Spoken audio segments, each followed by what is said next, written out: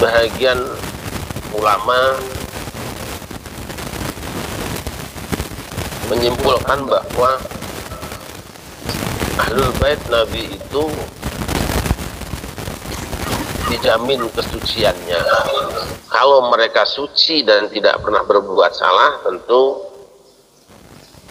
mereka akan sepenuhnya menjadi anutan umat.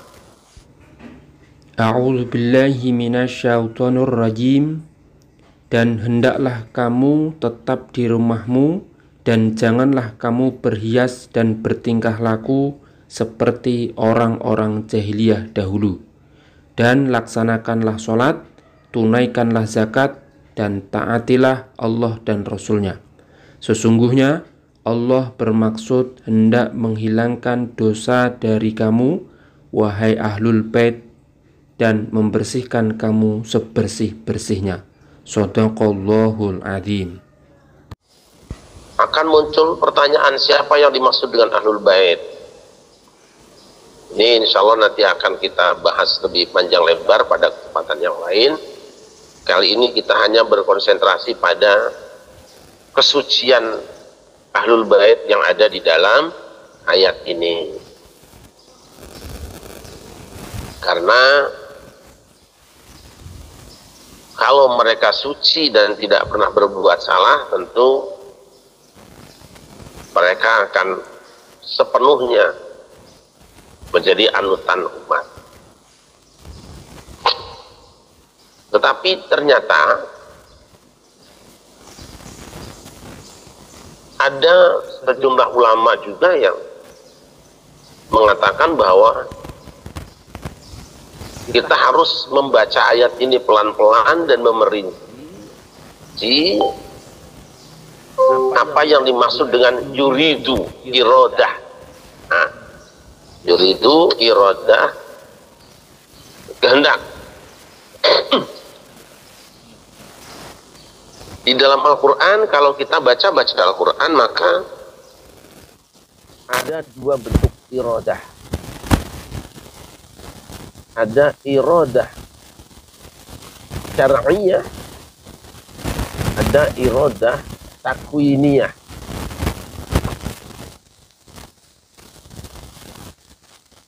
Saya coba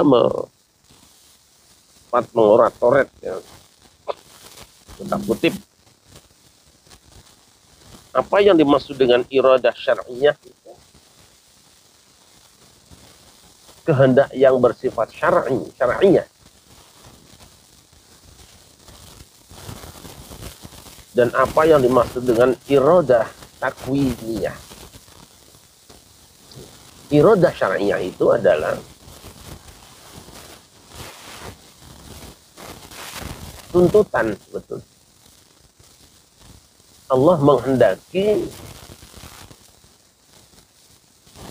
manusia melakukan satu tindakan atau perbuatan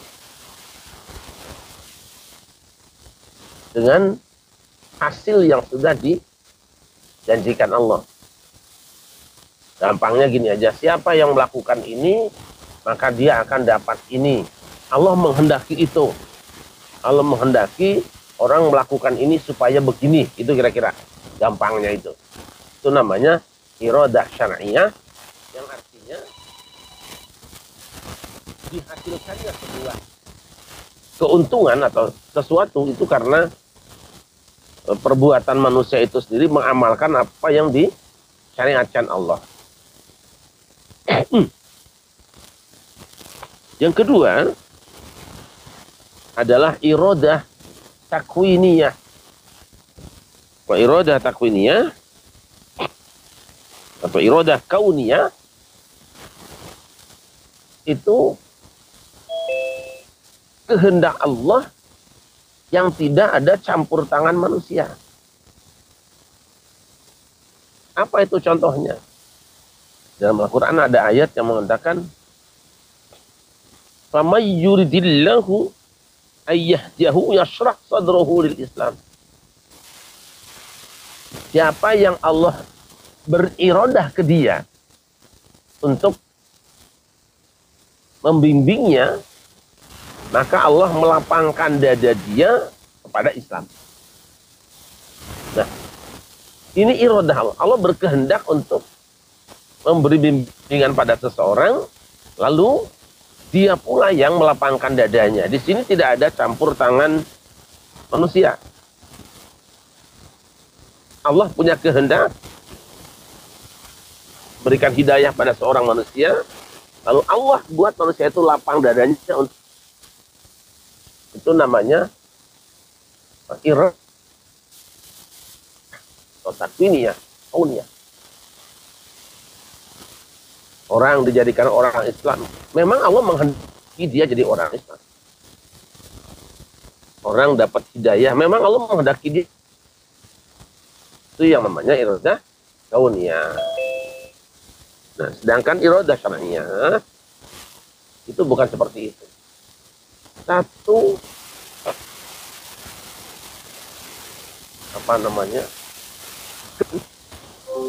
dihasilkan oleh seseorang atau oleh umat manusia dengan catatan manusia itu melaksanakan apa yang Allah sampaikan di dalam firman-firman-Nya.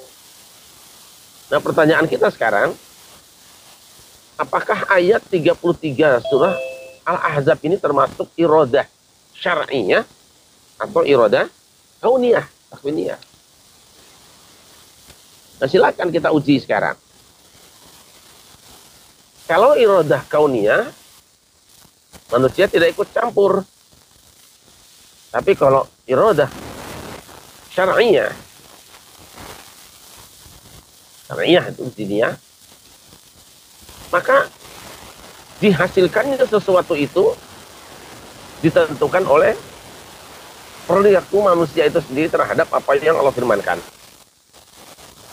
Nah, apakah Ahlul Bait itu suci, memang dibuat suci oleh Allah dalam ayat ini, atau sucinya mereka itu karena melaksanakan perintah Allah? Ada syarat-syarat yang harus dikerjakan oleh mereka.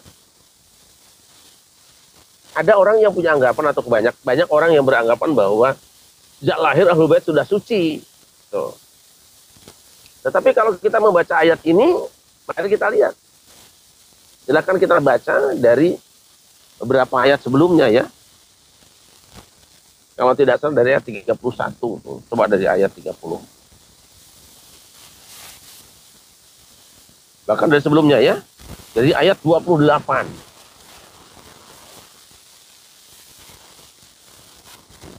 Ayat 28. In kuntum turidna hayatad dunya wa zinataha fa ta'alaina ummatikum wasrahan jamila. Ya nisa'an nabi, ya nisa'an nabi, ya nisa'an nabi. Dan terakhir waqarna fi buyutikunna. Wahai istri Nabi, terakhir, dan tetaplah kamu di rumah kamu, dan kamu jangan ganjen seperti ganjannya orang jahiliyah terdahulu. Dan taatlah kepada Allah dan Rasulnya. Gitu. Jelas dari ayat 27 ini, Ahlul Bait, gitu, istri-istri Nabi itu diperintah melaksanakan banyak hal. Perintah agar supaya jangan mencintai dunia, hidup sederhana, kemudian jangan melakukan fahisyah. Sebab kalau melakukan fahisyah mereka akan 2 kali lipat dosanya. Terus taat pada Allah dan Rasulnya. Tidak boleh berkata-kata yang mengesankan kodok kepada orang lain. Karena istri-istri Nabi itu, Ahlul Bait Nabi itu tidak seperti yang lain. Harus lebih baik dari yang lain, lebih hati-hati daripada perempuan-perempuan yang lain. Dan terakhir di situ ada berbicara dengan yang baik. Kalau bicara itu harus santun, Ahlul Bait itu nggak boleh kasar. Qulna qawlan ma'rufah. Terakhir baru ayat waqarna fi buyutikunna, tetaplah kamu berada di rumah kamu dan jangan kamu tabarruj itu ya, buyaan terus gitu. Dan taati Allah dan Rasul-Nya. Setelah perintah-perintah itulah kemudian Allah berfirman, innama yuridullah liyudhiba ankum rijsa ahlal baiti wa yutahhirakum tathira. Kalau begitu berarti iradah yang ada di dalam surah Al-Ahzab ini, yaitu Allah menghendaki kesucian itu bukan gratis, gitu loh. Tetapi kesucian yang bisa diraih oleh perilaku ahlul bait itu sendiri. Bukan dilahirkan sudah suci, itu namanya kauniyah. Tapi ini adalah kesucian tasyri'iyah, syar'iyah, ya, kesucian yang dipengaruhi oleh perilaku itu sendiri. Nah sekarang misalnya dari perintah-perintah tadi, kan ada orang-orang yang tidak tidak santun bicaranya, maka dia tidak akan dapat sucinya. Kemudian hidupnya cinta materi, bermewah-mewah, dia tidak akan dapat itu. Kemudian dalam pergaulan juga mereka sangat terbuka di depan laki-laki, kebuyakan lah ganjen. Mereka nggak akan dapat itu. Karena ahlul bait yang akan mendapatkan bersih dari kotoran dan suci dari Allah itu, syaratnya adalah melaksanakan apa yang ada di ayat 27 sampai dengan ayat 33 itu. Nah, dengan pengertian seperti ini, maka yang dimaksud dengan ahlul bait suci itu adalah iradatut tathhir. Allah menghendaki suci itu, kehendak Allah menginginkan kamu suci itu dengan melaksanakan ini, gitu loh kira-kira gampangnya. Kalau aku ini pengen kamu itu suci, pengen kamu itu bersih, maka laksanakanlah ini. Nah itu di Quran ada. Yang suci itu bukan cuma mereka. Kalau pertimbangannya seperti itu, kita lihat misalnya di dalam surah atau di Al-Baqarah saja lah ya. Yuridullahu bikumul yusra wala yuridu bikumul usra. Itu di ayat 185 dia. Allah menghendaki kemudahan bagi kamu, untuk kamu, pada kamu, dan dia tidak menghendaki kesulitan. Dalam puasa itu, orang yang sakit dan orang bepergian boleh tidak berpuasa. Allah menghendaki kemudahan buat kamu. Nah, menjadi mudah itu apa? Kalau kamu melaksanakan itu, kalau kamu tidak puasa dalam bepergian dan waktu sakit. Menjadi mudah kalau orang yang melaksanakan rukhsah ini. Jadi kehendak itu dihubungkan dengan perilaku manusia. Nah seperti itu. Nih, kita juga bisa buka di dalam surah Al-Anfal ya, ayat ke-11.